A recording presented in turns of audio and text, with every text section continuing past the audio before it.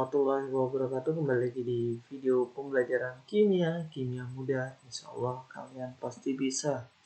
Baik, di video pembelajaran kali ini kita akan belajar tentang teori perkembangan atom. Jadi pada video sebelumnya kita sudah mengetahui bahwa definisi atom itu adalah kumpulan materi yang terdiri atas inti atom yang bermuatan positif atau proton. Kemudian ada juga intinya itu terdiri dari muatannya netral atau neutron. Kemudian di sekelilingnya dikelilingi oleh yang namanya muatan negatif atau elektron. Tapi pada video kali ini kita akan belajar tentang teori perkembangannya dari awal atom itu bentuknya seperti apa, kemudian seiring perkembangan zaman bentuknya menjadi apa, kemudian ada tambahan apa, maka itu kita akan pelajari di video kali ini. Baik, langsung saja kita mulai video pembelajarannya.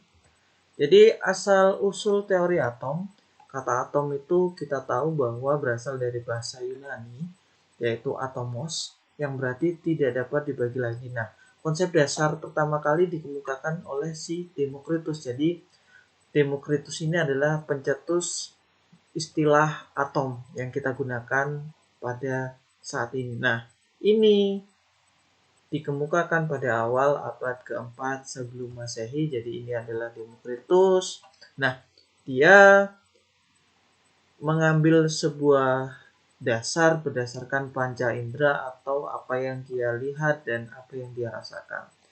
Sebagai ilustrasinya adalah sebuah pasir yang ada di pantai.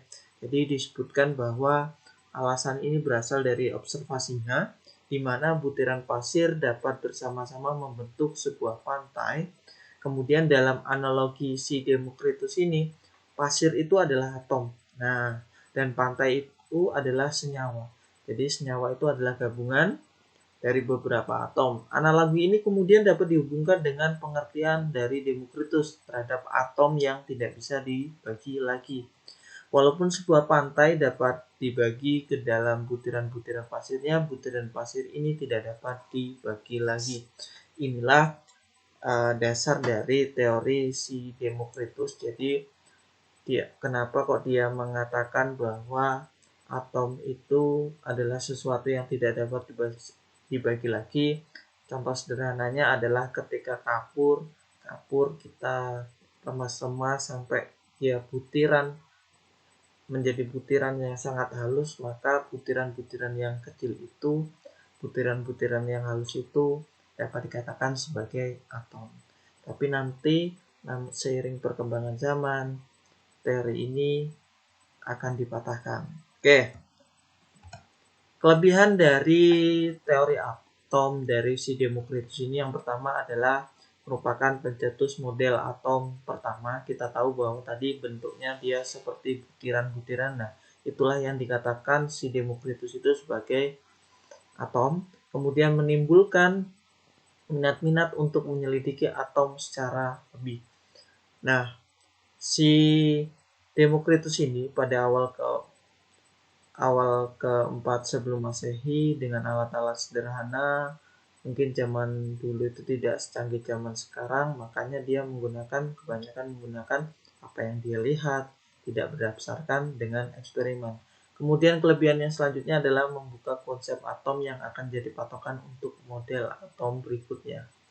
Oke, kekurangannya jelas, belum menjelaskan mengenai atom secara mendetail tanpa disertai percobaan, hanya pengamatan semata. Jadi pantai tadi dia ibaratkan itu hanya pengamatan semata, bukan disertai dengan percobaan. Nah, kita tahu bahwa di dalam sebuah karya ilmiah, kalau sekarang kita kaitkan dengan karya ilmiah yang sudah kita pelajari, maka setiap teori harus ada namanya percobaan atau eksperimen.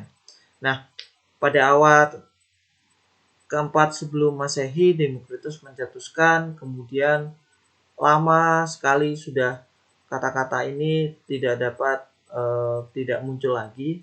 Namun pada tahun abad ke-18, nah, jadi John Dalton ini mengemukakan pendapatnya tentang teori atom. Nah, ini adalah setelah dia adalah seorang ahli kimia, ahli matematika, dia adalah seorang guru yang sangat luar biasa cerdas. Di umur 12 tahun dia sudah mengajar. Nah, Dalton ini adalah dapat dikatakan sebagai orang pertama setelah Demokritus yang mencoba mengemukakan kembali tentang teori-teori atom. Oke, John Dalton, teori atom ini didasarkan pada dua hukum. Yang pertama adalah hukum kekekalan massa, di mana hukum kekekalan massa sesudah dan massa sebelum dan sesudah reaksi itu adalah sama, dikemukakan oleh Anthony Laurent Lavoisier, dan hukum perbandingan tetap dari hukum Rawls. Nah, dia dapat membuktikan dua hukum tersebut. Nah, apa sih yang sebenarnya yang dikemukakan oleh Dalton ini tentang teori atom? Jadi ada banyak. Nah, seperti yang ada di ujung ini. Jadi yang ada di ujung ini adalah atom yang dikemukakan oleh Dalton. Jadi atom itu bentuknya adalah bulat pecel. Nah, dia mengatakan bahwa atom merupakan bagian terkecil dari materi yang sudah tidak dapat dibagi lagi.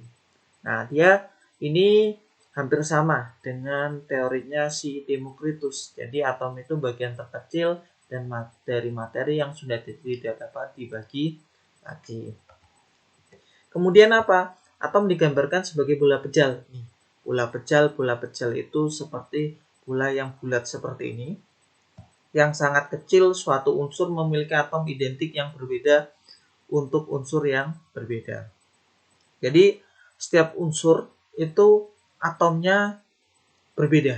Nah, memiliki berat, masanya, kemudian ukurannya itu akan berbeda. Nah, pada dasarnya teori atom Dalton ini adalah dia menggambarkan atom itu sebagai bola pejal yang sangat kecil ini.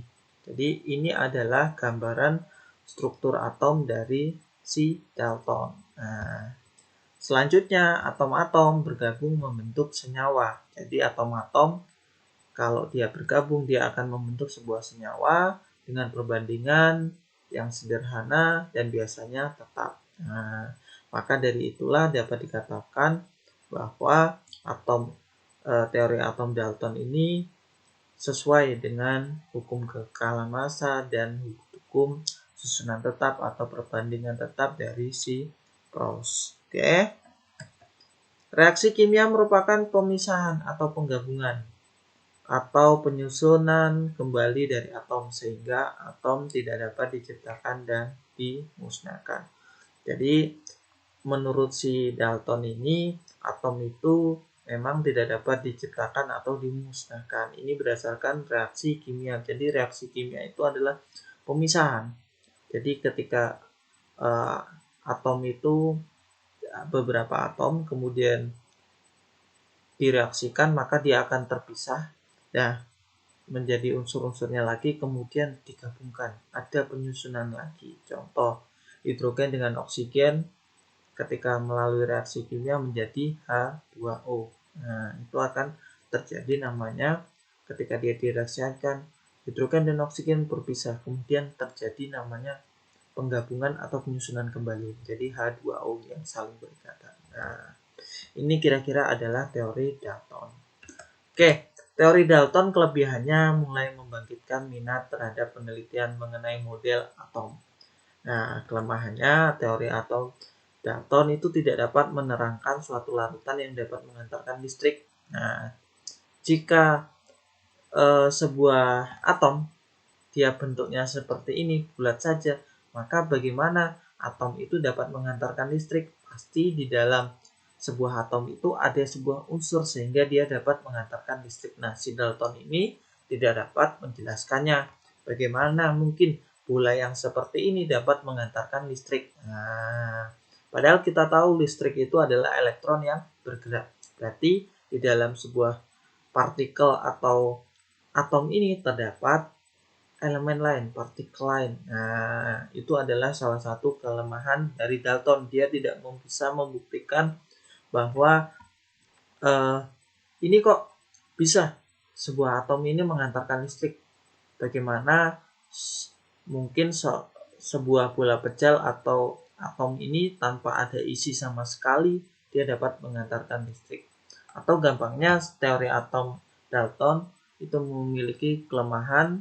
Pada dasarnya nanti akan ditemukan sebuah partikel lain di dalam sebuah atom yang tidak bisa ditemukan oleh si John Dalton. Namun kelebihannya dia membangkitkan minat lagi dari para ilmuwan-ilmuwan sehingga dapat meneliti lagi tentang teori-teori atom. Ini salah satu guru yang sangat luar biasa. John Dalton ini menulis banyak buku. Dia seorang ilmuwan, matematikawan, filsafat, dan sebagainya. Dia salah satu guru terbaik pada eranya atau abadnya. Demikian tentang teori atom Dalton. Selanjutnya kita akan belajar tentang teori atom dari J.J. Thomson. Terima kasih.